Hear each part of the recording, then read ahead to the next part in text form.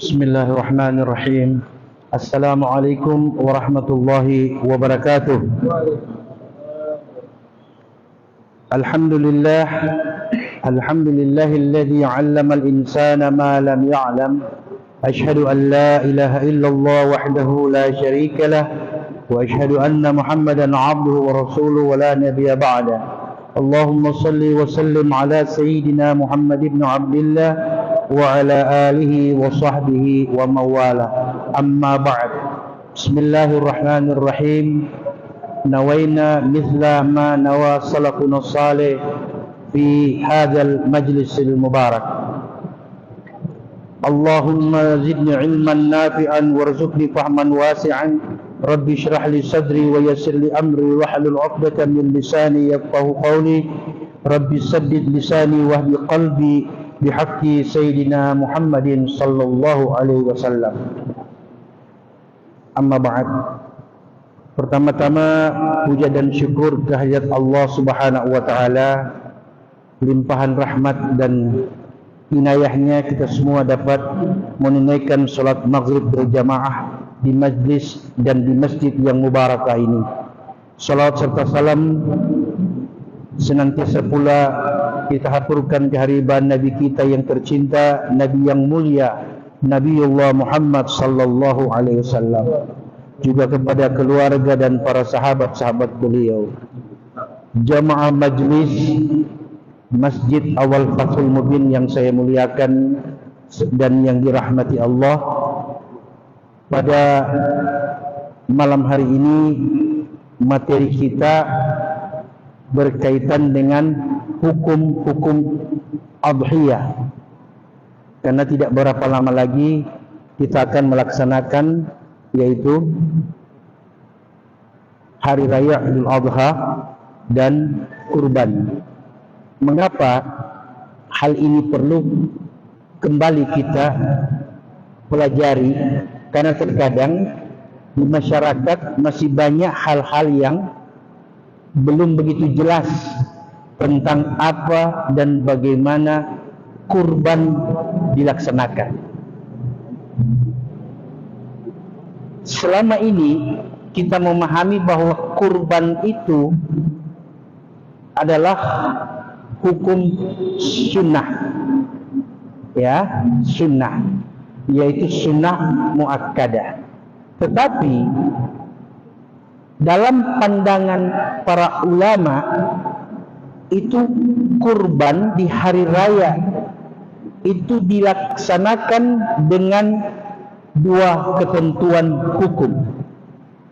Ada namanya kurban sunnah dan ada namanya kurban wajib. Saya kasih contoh kurban yang wajib. Kurban yang wajib ada dua macam, tiga bahkan. Yang pertama, kurban bagi orang yang bernazar, itu hukumnya wajib.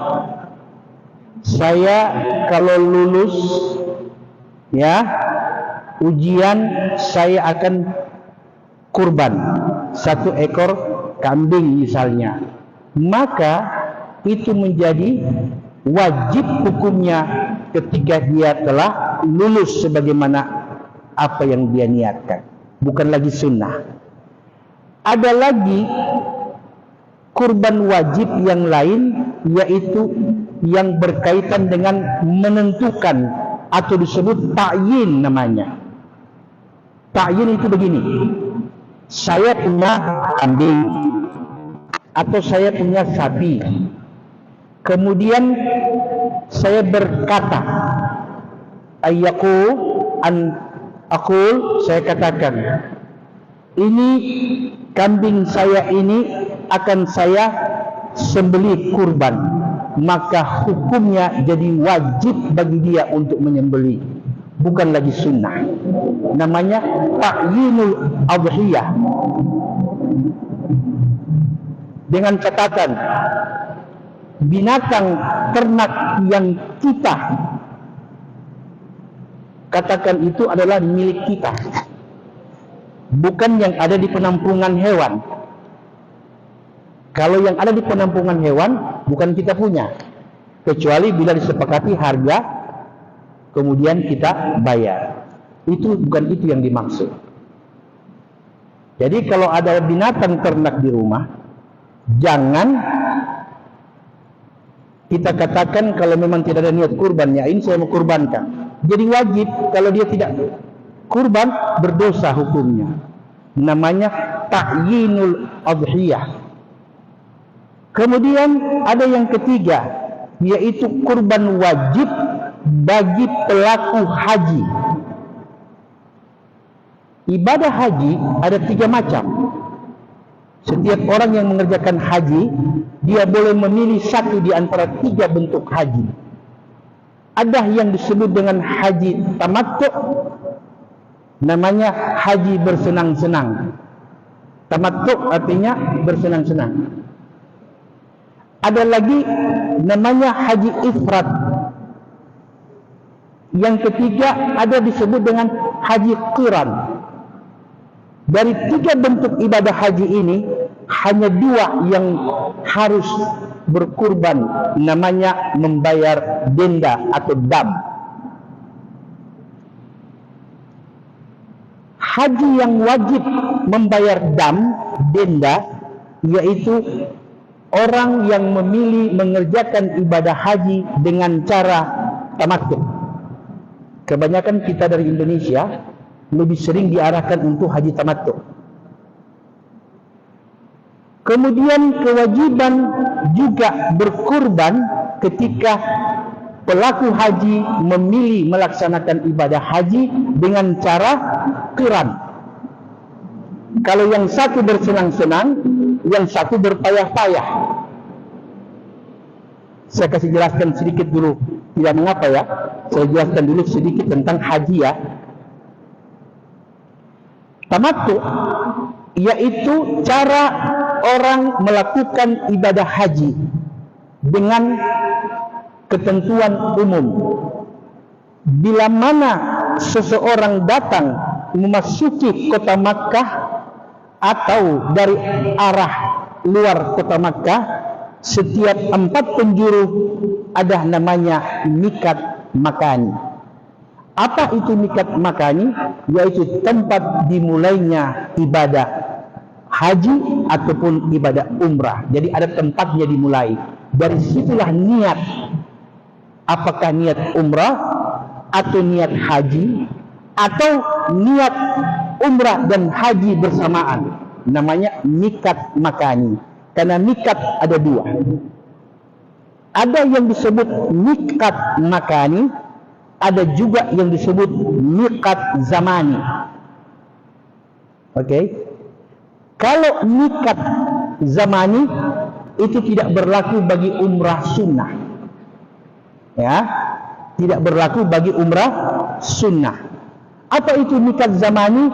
Tidak boleh orang mengerjakan ibadah haji di luar 3 bulan yang disebutkan dengan tahun Hijriah, yaitu mulai dari Syawal, Dzulqa'dah dan Dzulhijjah.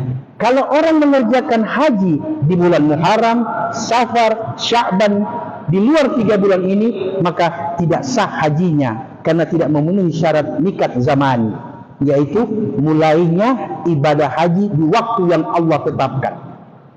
Jadi ibadah haji dan umrah itu dimulai pada bulan Syawal sampai Dzulqa'dah dan Dzulhijjah. Bisa dipahami ini Pak? Haji tamattu, misalnya saya tahun ini mengerjakan ibadah haji tamattu, berarti ketika rombongan saya tiba entah itu di Madinah atau pesawat turun di Makkah, maka di Makkah itu ada 3 tempat dimulainya ibadah niat umrah bagi orang yang haji tamattu. Yang di seputaran kota Makkah ada namanya Ji'rana, ada namanya Tan'im. Ya, kalau kita dari arah kota Madinah itu kurang lebih 12 km dari luar kota Madinah ada satu masjid namanya Masjid Bir Ali. Masjid Bir Ali itulah tempat orang dari Madinah memulai niat umrah atau niat melaksanakan ibadah haji. Bisa dipahami nih? Nah, masih bingung? Saya kasih lebih jelas lagi. Haji tamattu, orang yang masuk di kota Madinah atau masuk di kota Makkah, ketika itu dia harus mengerjakan umrah dulu sebelum haji. Tidak boleh dia kerjakan haji baru umrah, dan tidak boleh juga bersamaan umrah dan haji. Jadi paham ini?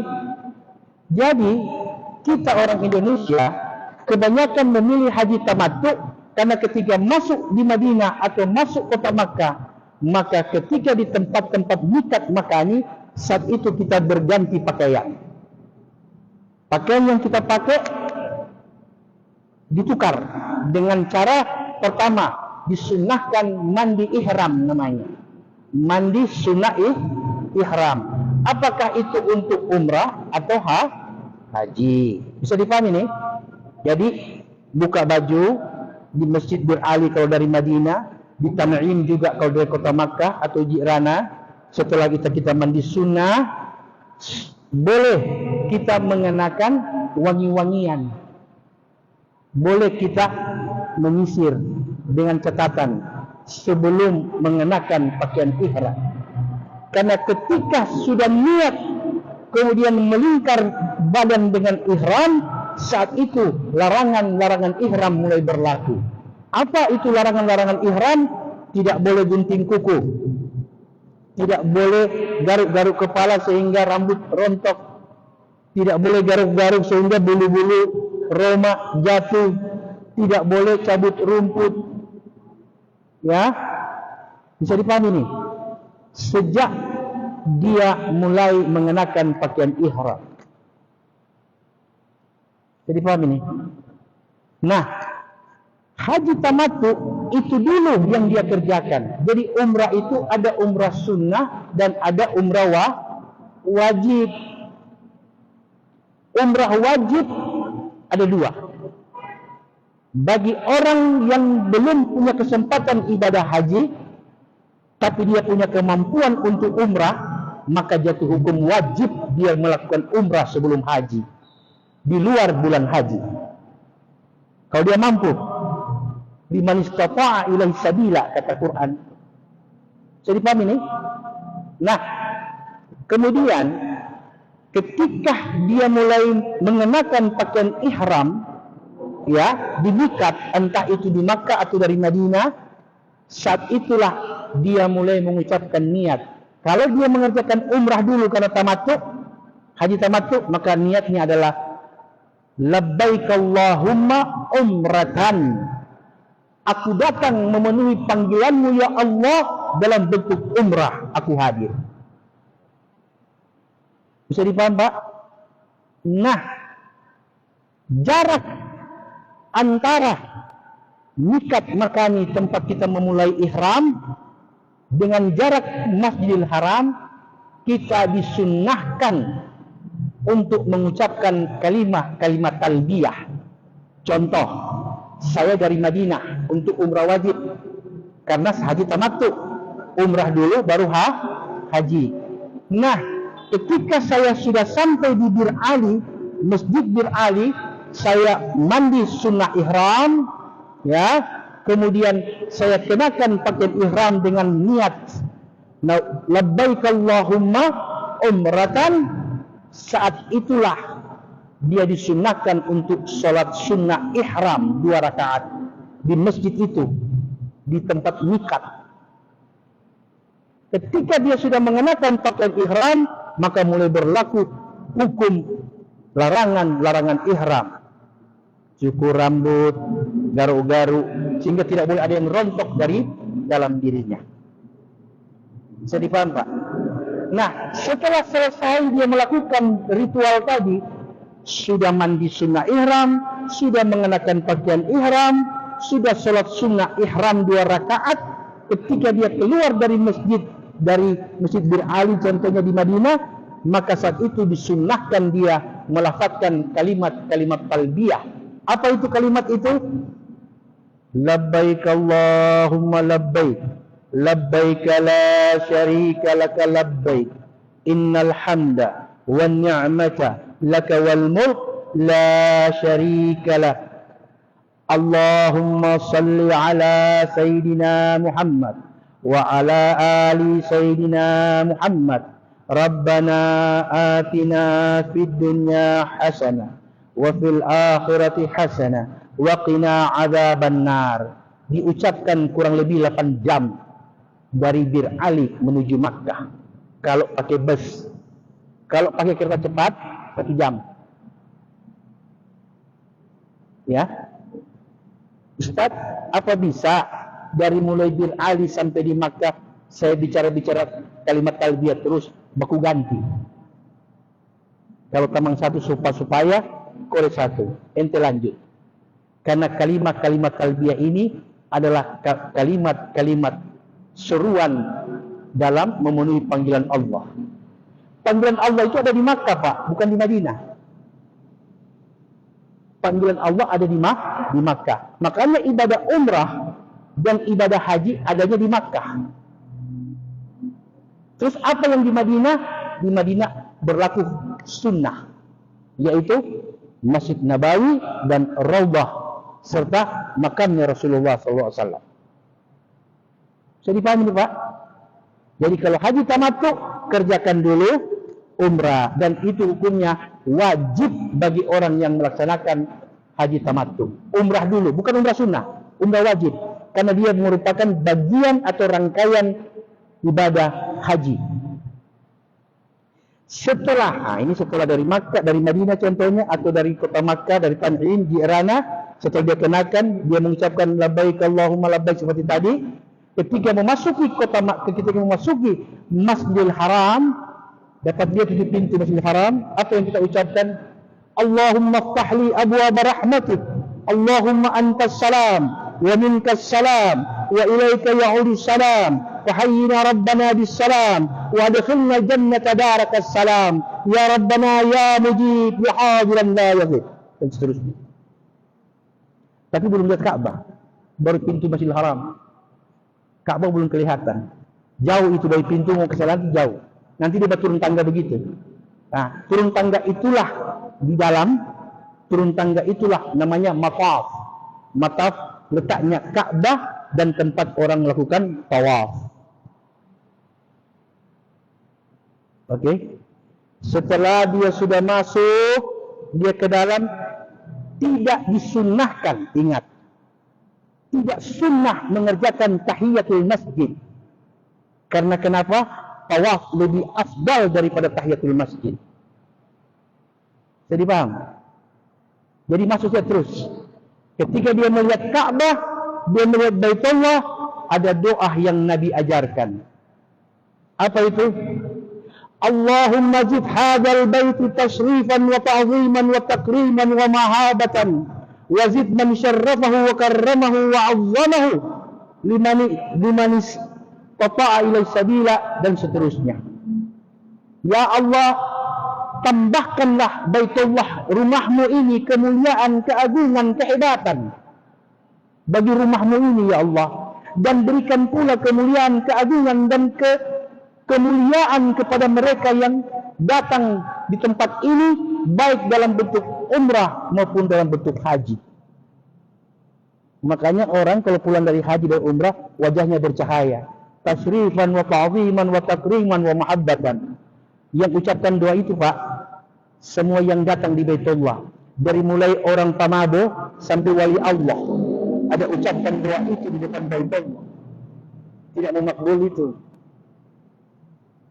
Allahumma ghafir lil hajj wa liman istaghfara lil hajj.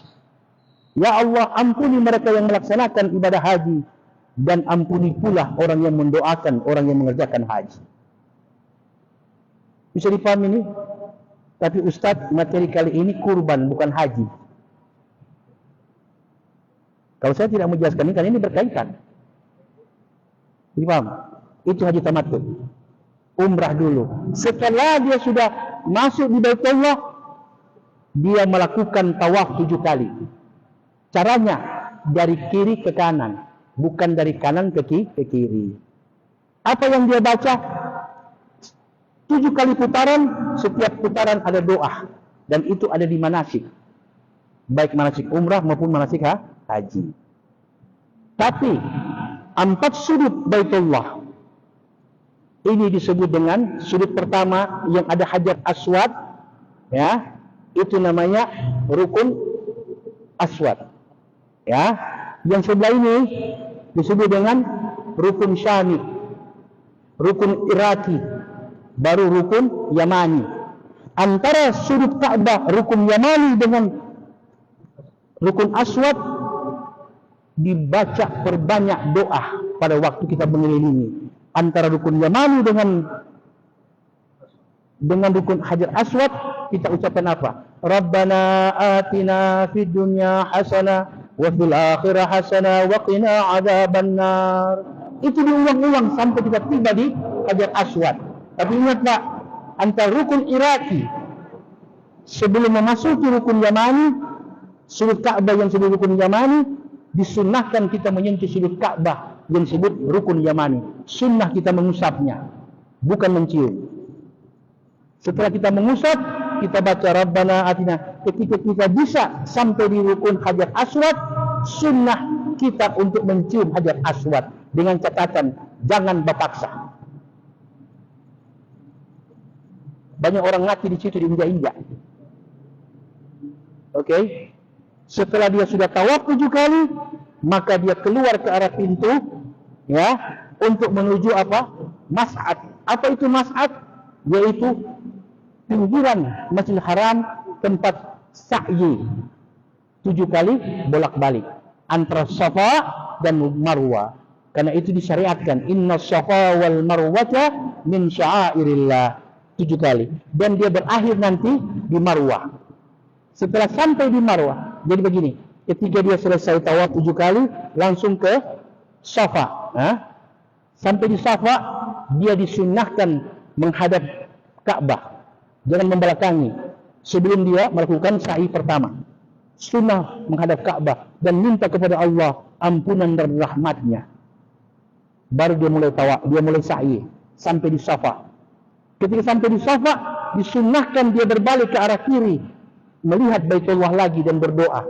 Jadi 7 kali Safa dan Marwah, berarti 14 kali dia minta kepada Allah antara Safa dan Marwah dalam bentuk doa. Setelah dia berakhir di Safa, berakhir di Safa ini, maka dia boleh melaksanakan salat sunnah syukur sesudah sa'yi. Setelah selesai salat sunnah syukur, barulah dia tahallul. Apa itu tahallul? Ada 2. Boleh dengan hanya mencukur, menggunting sedikit, boleh juga membotaki. Mana lebih afdal? Menggunting atau membotaki? Rasulullah mengatakan lebih afdal membotaki daripada menggunting. Bagi laki-laki, bagi perempuan tidak. Bisa. Nah, setelah tahallul, dia sudah boleh melepas ihram. Jadi itu bacukur, mandi, pakai wangian sudah boleh. Karena umrah wajib sudah selesai. Jadi haji tamattu 2 kali tahallul, Pak. 2 kali tahallul. Nanti tunggu tanggal 8 Zulhijjah sudah menuju Mina, maka rombongan haji disitulah dia sudah mulai niat lagi haji untuk ibadah haji, bukan lagi umrah. Oke? Nanti dia berakhir pada tanggal berapa? Pada tanggal 13 Zulhijjah, setelah prosesi wukuf, mabit di Mina dan di Muzdalifah, ngambil badan dan sebagainya, Jamratul Aqabah, maka dia sudah boleh melakukan tahallul yang kedua. Jadi yang pertama tahallul sughra, yang kedua tahallul kubra namanya. Sudah dia mencukur rambut, maka dia sudah boleh melakukan hal-hal yang diharamkan seperti memakai wangian, menggunting rambut, dan berjima dengan istri. Bisa dipaham? Itu haji tamattu. Haji ifrad terbalik. sampai di kota Makkah jangan dulu kerjakan umrah. Dia harus menunggu wukuf dulu selesai dari tanggal 8 sampai selesai, baru dia Jamratul Aqabah, baru sesudah itu dia berakhir dengan rukun haji, wajib haji, syarat haji, selesai baru dia boleh melaksanakan umrah. Jadi haji ifrat hanya satu kali tahallul. Satu kali tahallul. Ya, pada waktu selesai umrah umrah wajib sesudah wukuf ya. Tapi kalau haji qiran 2 kali tahallul dengan catatan Pak. Ketika dia sampai di kota Makkah atau di kota Madinah, dia sudah mengenakan ihram, niatnya labbaik Allahumma umratan wa hajjan, berarti bersamaan antara umrah dan haji. Maka sejak itu orang tamattu sudah lepas ihram, ifrat sudah lepas ihram, dia belum bisa. Karena dia menggabungkan antara umrah dan haji. Maka saat itulah ketika selesai tawaf, ya, dia tawaf dulu. Dia umrah dulu. Tidak boleh mencukur sesudah sa'yi. Tidak boleh tahallul sesudah sa'yi. Dia menunggu sampai selesai wukuf di Arafah, sesudah Jamratul Aqabah, baru dia boleh tahallul yang kedua kali. Bisa dipahami ini Pak. Inilah bentuk, sehingga kenapa haji qiran, haji berpaya-paya, wajib berkurban dengan membayar dam, memotong seekor kambing. Kedua, haji tamattu, haji bersenang-senang, wajib bayar dam. Jadi ada 3 bentuk wajib kurban. Yang pertama yaitu nazar. Yang kedua ta'yin, tadi saya jelaskan ta'yin tadi. Oh, ini kita mau kurban, jadi wajib. Karena dia menunjuk miliknya untuk dikurbankan. Yang ketiga, tadi bayar dam. Kemudian informasi terakhir adalah, Ustadz, bagaimana hukumnya saya berkurban dengan sapi liar, kambing liar? Tidak boleh. Yang dimaksud min bahimatil an'am, yaitu dari hewan yang diternak, bukan sapi liar, bukan kerbau liar, apalagi rusa. Tapi Ustaz, rusa ini sudah diternak, bukan soal ternaknya, tapi sifatnya binatang itu liar. Sedangkan yang dikurbankan itu adalah hewan-hewan min bahimatil an'am, yaitu hewan-hewan yang diternak dan sudah tunduk kepada tuannya. Bisa dipaham? Jadi tidak boleh menggunakan, kalau orang di kampung kok orang jaga tilaku di utang tuh sapi. Tidak boleh. Tidak sah menggunakan sapi itu, kecuali sapi yang diternak. Silakan kalau ada pertanyaan. Kifayah, sunnah kifayah. Apa itu sunnah kifayah? Kalau sudah ada 1 orang di rumah itu yang berkorban, maka mencukupi 1 ahli keluarga. 7 orang 1 ekor sapi. Oke, walaupun pakai namanya, tapi untuk 1 keluarganya. Makanya ketika menyembelih ada tambahan wa alihim. Jadi sunnahnya menyembelih, pertama membaca basmalah sempurna, kemudian salawat, sesudah itu takbir yang disertai dengan niat menyembelih. Begini, Bismillahirrahmanirrahim, Allahumma salli wa sallim ala Sayyidina Muhammad wa ala alihi wa sahbihi ajma'in. Jadi gimana bacanya? Wa ala alihi wa sahbihi wa barik wa sallim. Baru baca Bismillahi Allahu Akbar. Tapi sebaiknya dulu takbir dulu, karena hari raya haji. Allahu Akbar, Allahu Akbar, Allahu Akbar. La ilaha illallah, wallahu akbar, Allahu akbar, walillahil hamd. Karena Anda sedang menyembelih hewan kurban di hari nahar dan di hari tasyrik. Hari nahar itu tuh hari-hari haji. DP besok tanggal 11, 12 sampai 13 sore itu namanya hari tasyrik namanya. Karena saudara-saudara kita yang hajikan haji, mereka tanggal 9 wukuf di Arafah, tanggal 10 mereka bayar dam bagi yang haji tamattu dan haji qiran, dan tanggal 11 mereka sudah menuju untuk melontar jamrah dan sebagainya. Jadi paham ini. Nah, sesudah takbir tadi baru bismillahirrahmanirrahim. Allahumma salli wa sallim ala sayyidina Muhammad wa ala alihi wa sahbihi ajma'in. Bismillahi Allahu Akbar. Jangan lagi ditambah dengan Ar-Rahman Ar-Rahim. Bagaimana yang pengasih dan penyayang kompiskus dan terhadap Iris? Cuma pada waktu pertama sebelum meletakkan pisau di atas leher binatang. Jadi Bismillahirrahmanirrahim.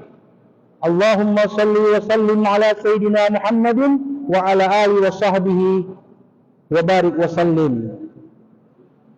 Allahu Akbar. Allahu Akbar boleh 3 kali, boleh 1 kali, ya.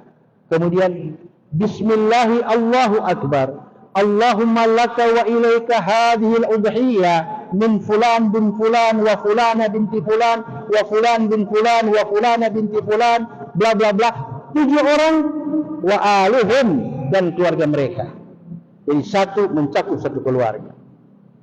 Bisa dipahami ini, Pak? Ustaz, boleh tidak? Mana yang saya dahulukan? Ketika saya atau anggota keluarga saya belum diakikah dan pas di hari raya kurban dan di hari tasyrik. 1 ekor sapi saya bergabung di antara 7 tadi, saya masuk 1 tapi niat saya akikah. Yang 6 niat kurban. Boleh. Boleh. Ustaz, boleh tidak kalau saya ikut kelompok kurban, kemudian semua bagian saya ambil 3/4? Boleh. Ente kenyang, pahala hilang. Ini orang miskinnya dapat. Tapi begini Ustaz, masalahnya kita saudara-saudara banyak yang susah. Jadi kita mau ambil bagian ini semuanya, kasih sisa sama panitia, kecuali tandu gigi dengan kaki, dan ekor, dan kulit, dan kita bawa semua. Karena kita saudara susah. Itu lebih afdal. Itu lebih utama. Mengeluarkan sedekah dan sunnah dan wajib memberi kepada keluarga, apalagi sifat keluarga itu tetangga dengan kita. Dia lebih afdal. Wa atizal qurba wal yatama wal masakin. Maka berikanlah zakatmu, sedekahmu itu kepada zal qurba, kaum kerabatmu. Baru fakir miskin, baru fukara, baru anak yatim. Bisa dipahami ini, Pak?